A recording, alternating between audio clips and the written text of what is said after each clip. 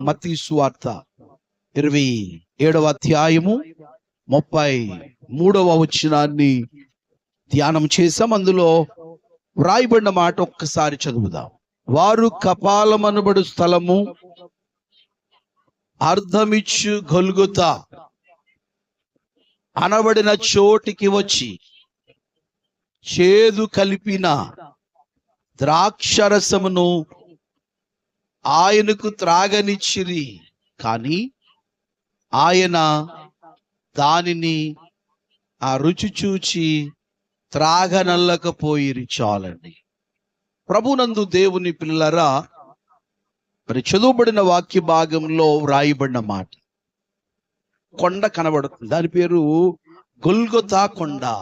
ఈ కొండ గొల్గొతా కొండ.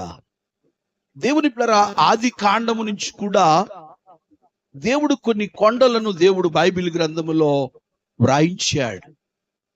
అబ్రహాము దగ్గర ఒక కొండ కనబడుతుంది.